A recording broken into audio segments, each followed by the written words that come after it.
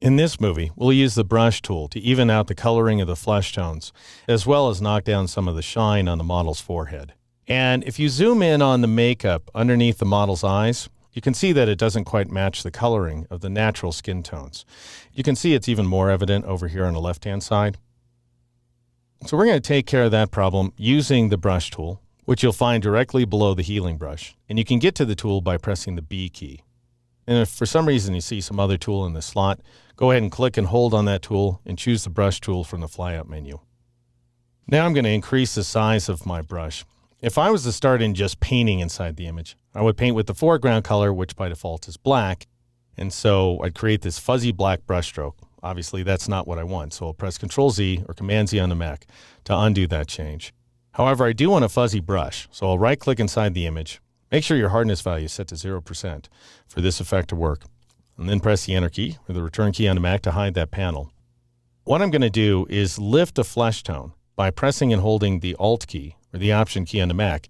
And that gets me my eyedropper on the fly. And then I'll click inside the image to lift a flesh tone, as you can see at the top of the circle. And here inside the color panel, I'm going to adjust my hue, saturation, and brightness values just a little bit. I want a hue value of 15 degrees. That's perfect. The saturation should be more like 30%, and the brightness should be more like 60%.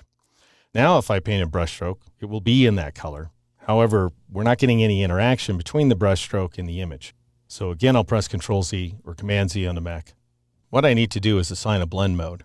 So I'll go up here to the options bar and change the mode from normal to color. And that way we'll override the color of the makeup, but we'll keep all the surface detail, which is conveyed by luminosity. That is the luminance information. So I'll go ahead and choose color and then paint over this region like so. Now we're getting some colors that are awfully hot, as you can see. That is overly saturated in the shadow detail. So we need to break color into its two parts. I'll press Control-Z or Command-Z on the Mac to undo that change. If I go back to the blend mode pop-up menu, you'll see that there's two options above color, hue and saturation.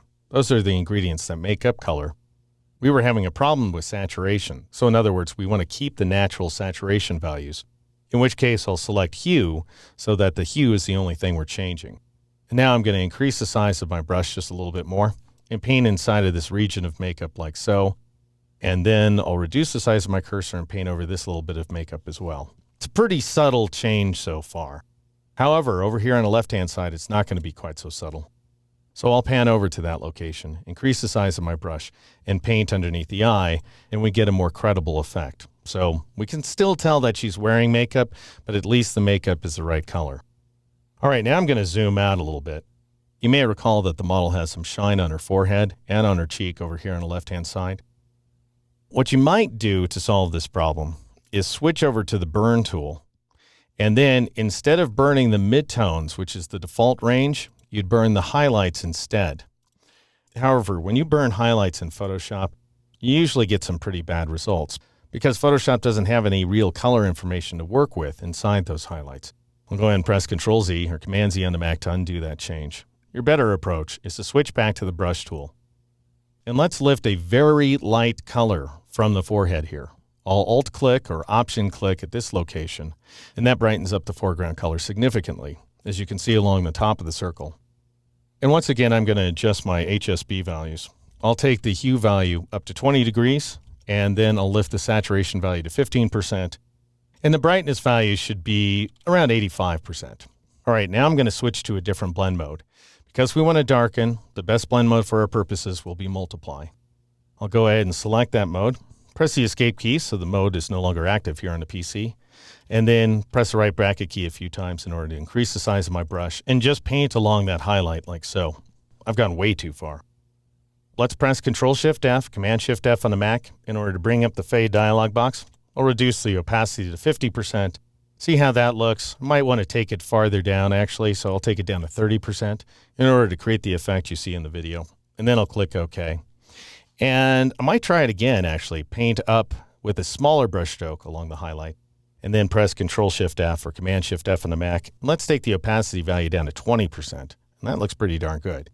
Now I'll click OK in order to accept that effect.